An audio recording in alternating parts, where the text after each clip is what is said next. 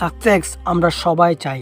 সবাই আমরা নিজেদের স্বপ্নকে বাস্তবে রূপ দিতে চাই। আমরা সবাই চাই নিজেকে সেরা করতে। কিন্তু এই সেরা করতে একটা মূল্য দিতে হয়, যা আমরা সবাই দিতে পারি না। সেটা হলো ওয়ার্ক। কিন্তু শুধু ওয়ার্ক না, হার্ড ওয়ার্ক।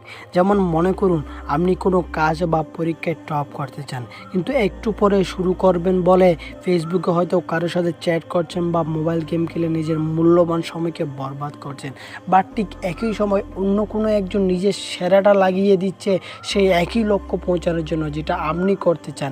এখন আপনিই বলুন, দুইজনের মাধ্যমে সেটা পাওয়ার যোগ্য সে টাইমকে অজুহাত দিয়ে নষ্ট করছেন, নাকি যে নিজের সেরাটা দিয়ে চেষ্টা করছে?